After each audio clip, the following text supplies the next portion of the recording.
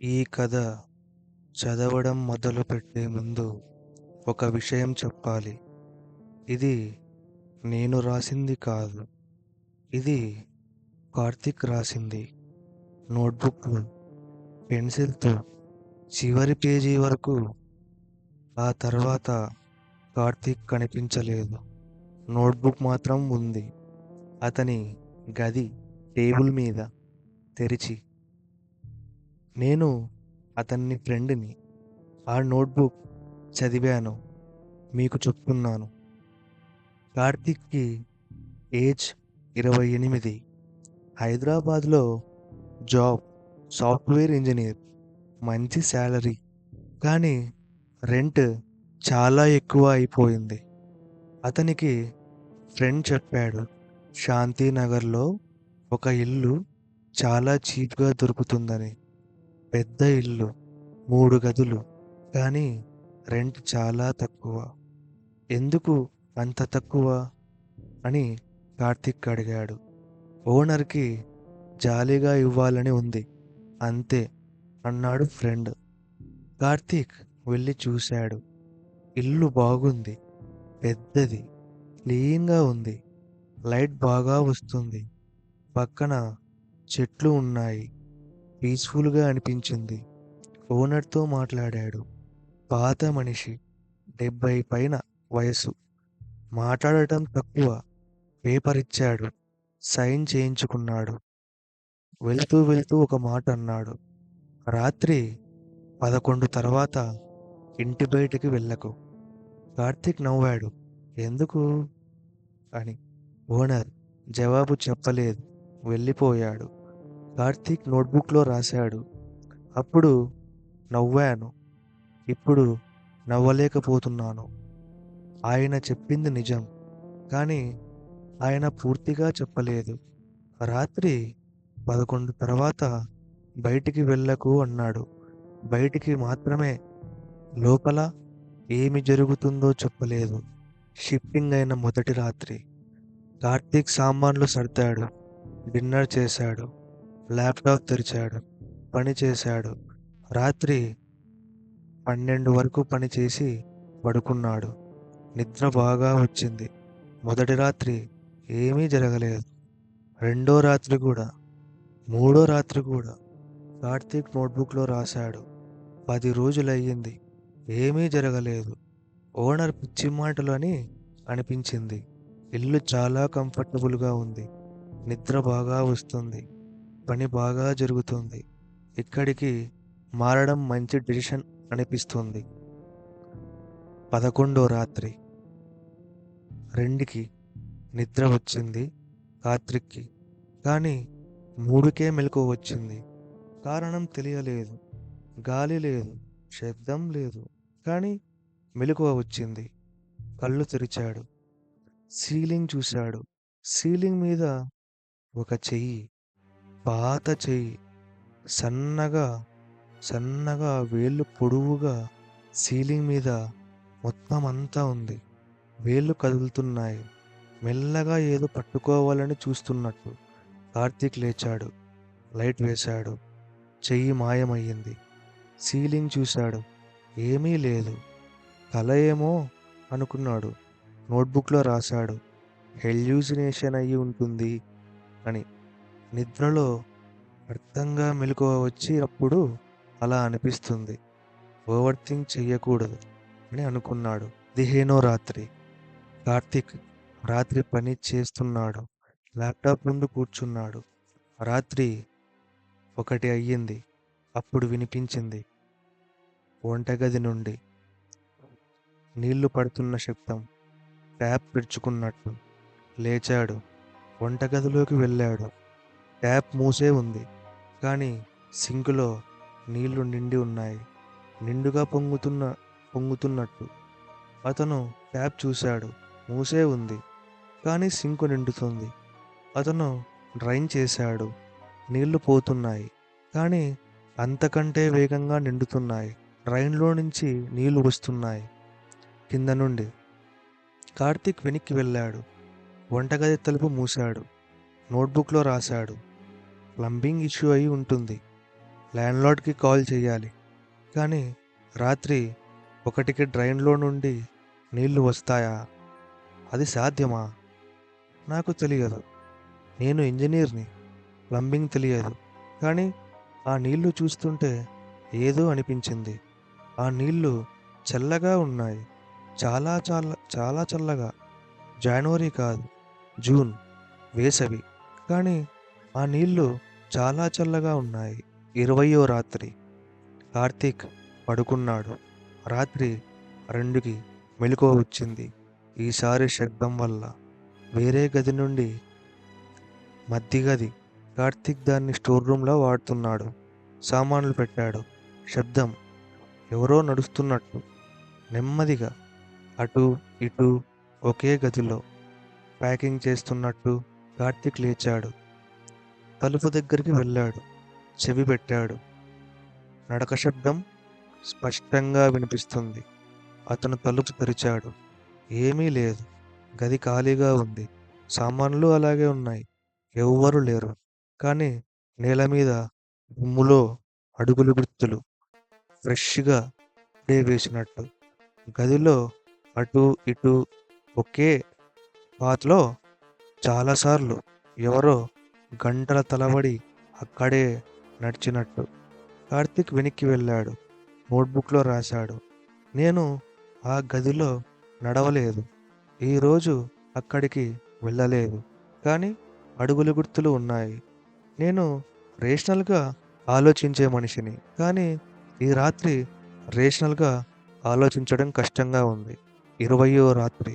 25వ రాత్రి. కార్తీక్ పక్కింటి ఆవిడని అడిగాడు. 60 ఏళ్ల మహిళ.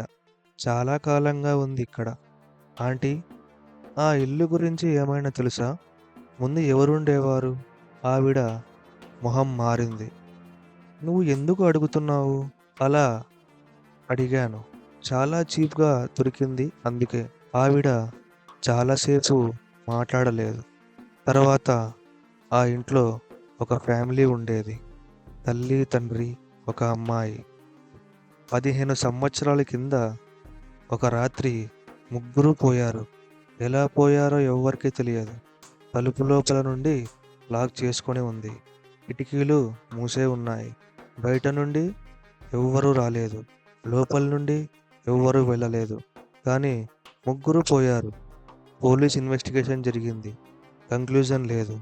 కార్తీక్ మాట్లాడలేదు. అప్పటి నుండి ఆ ఇంట్లో ఎవ్వరూ ఉండలేదు. ఒక్కళ్ళు కూడా వచ్చారు. ఒక్కళ్ళు కూడా వచ్చారు. కొద్ది రోజులున్నారు. వెళ్ళిపోయారు. కొందరు రాత్రికి రాత్రే వెళ్ళిపోయారు. ఒక్కళ్ళు మాత్రం వెళ్ళలేదు. ఏమైంది వాళ్ళకి? ఆవిడ జవాబు చెప్పలేదు. లోపలికి వెళ్ళిపోయింది. కార్తీక్ నోట్‌బుక్‌లో రాశాడు. ఆ ఒక్కళ్ళు ఏమయ్యారో తెలియదు. అడగాలని ఉంది. కానీ ఆవిడ చెప్పే అంత ధైర్యం ఉందని అనిపించలేదు. రాత్రి ఇల్లు వదిలి వెళ్ళిపోవాలని అనిపించింది. కానీ వెళ్ళలేదు. ఎందుకు? ఎందుకు వెళ్ళలేదో తెలియదు. ఏదో ఉంది ఇక్కడ. ఏదో తెలుసుకోవాలని అనిపిస్తుంది. అది తెలిసే వరకు వెళ్ళకూడదు అనిపిస్తుంది. ఇది నా నిర్ణయం కాదేమో. ఇల్లు నన్ను వెళ్ళనీయడం లేదేమో. 30వ రాత్రి. కార్తీక్ నిర్ణయించుకున్నాడు. ఆ మధ్యలో గదిలో రాత్రి కూర్చుంటాను అని. ఏమి జరుగుతుందో చూస్తాను అని. రాత్రి 11కి ఆ గదిలో కూర్చున్నాడు. టార్చ్‌తో, నోట్‌బుక్‌తో. 12 వరకు ఏమీ జరగలేదు. 1 వరకు, 1 గంట వరకు ఏమీ జరగలేదు. 2 అవుతుంది. అప్పుడు గాలి మారింది. గాలి చల్లగా అయ్యింది. ఒక్కసారిగా ఏసీ లేదు. కిటికీలు మూసే ఉంది. కానీ చల్లగా, చాలా చల్లగా అయిపోయింది. కార్తీక్ నోట్‌బుక్‌లో రాస్తున్నాడు. చెయ్యి వణుకుతుంది. చలికి కాదు. అప్పుడు గది మూలలో ఒక షేప్. చీకటిలో కానీ కనిపిస్తుంది. పొడవుగా, సన్నగా మనిషి షేప్. చూడడానికి తప్పుగా ఉన్నాయి. చేతులు పొడవుగా ఉన్నాయి. చాలా పొడవుగా. మోకాళ్ళ కంటే కిందకి వేలాడుతున్నాయి. కార్తీక్ రాశాడు. అది నన్ను చూస్తుంది. కళ్ళు కనిపించడం లేదు. కానీ చూస్తుంది. అది నన్ను చూస్తుంది. కాళ్ళు కనిపించడం లేదు. చెయ్యి మాత్రమే కదులుతుంది. రాయగలుగుతున్నాను. అది దగ్గరికి వస్తుంది.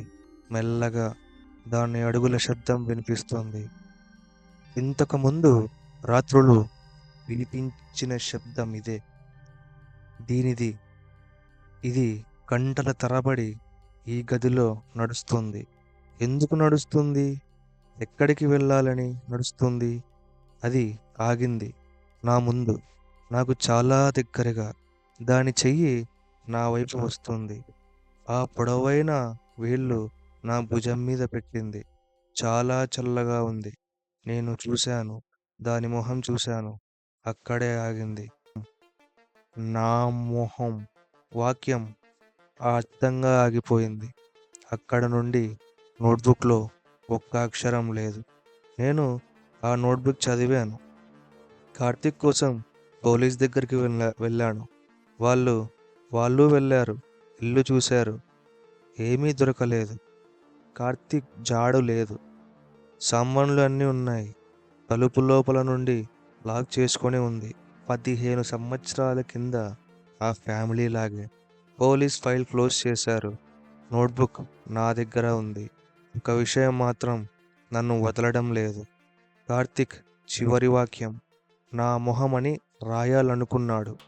కానీ ఆగిపోయాడు. అది అతని మొహం అది అతని మొహంతో ఉందా, లేక అతను అది అయిపోయాడా? 1 నెల తర్వాత ఆ ఇల్లు మళ్ళీ రెంట్కి వచ్చింది. ఓనర్ అదే పాత మనిషి. అదే తక్కువ రెంట్. నేను అడగలేకపోయాను. వెళ్ళాను. ఆ ఇంట్లో ఏముంది అడిగాను. ఆయన నన్ను చూశాడు. చాలాసేపు తర్వాత నువ్వు ఇక్కడికి ఎందుకు వచ్చావు అని అడిగాడు. నా ఫ్రెండ్ అక్కడ ఉండేవాడు. మాయమయ్యాడు. అతను ఆయన మళ్ళీ చాలాసేపు చూశాడు. అది 15 సంవత్సరాల కింద వచ్చిన ఆ ఫ్యామిలీతో వచ్చింది. ఎక్కడ నుండి వచ్చిందో తెలియదు. ఇప్పుడు ఇల్లు వదలలేదు. వచ్చిన వాళ్ళని వదలదు. కానీ ఒక్కళ్ళని మాత్రమే. ఎందుకు ఒక్కళ్ళనే వదలదు అని అడిగాడు. ఆయన జవాబు చెప్పలేదు. దాని మొహం ఎలా ఉంటుంది అని అడిగాడు. ఆయన నన్ను చూసిన వాళ్ళు చెప్పలేదు. చెప్పిన వాళ్ళు తిరిగి రాలేదు. నేను వెళ్ళిపోయాను. కానీ ఇంటికి వెళ్ళాక నా ఫోన్లో ఒక మెసేజ్ వచ్చింది. అన్నోన్ నంబర్ నుండి. ఒక వాక్యం. నేను బాగున్నాను, నువ్వు రాకు. కార్తీక్ నంబర్ కాదు. కానీ అతని పద్ధతిలో రాశాడు. అతనే రాశాడు. నేను రిప్లై చేశాను. కార్తీక్ నువ్వేనా అని. చాలాసేపు రిప్లై రాలేదు. రాత్రి 12కి ఒక్క అక్షరం వచ్చింది. వద్దు అని. ఆ రాత్రి నుండి మెసేజెస్ రావడం ఆగిపోయింది. కార్తీక్ జాడలేదు. నోట్బుక్ నా దగ్గర ఉంది. ఒక్క విషయం మాత్రం, నిన్న రాత్రి నా గది సీలింగ్ మీద ఒక చెయ్యి, పాత చెయ్యి, సన్నగా, వేళ్ళు పొడవుగా కదులుతున్నాయి. మెల్లగా నేను లైట్ వేశాను. మాయమైంది. కానీ ఈ రాత్రి మళ్ళీ వచ్చింది. లైట్ వేసినా మాయం కాలేదు. ఉంది. చూస్తుంది. నేను ఈ కథ రాసి మీకు పంపాను. ఎందుకంటే రేపు నేను ఉంటానో లేదో తెలియదు. కానీ ఈ కథ ఉండాలి. 14/3 శాంతినగర్. ఆ ఇల్లు ఉంది. వెళ్ళకండి. ఒక్కళ్ళని మాత్రమే వదలదు.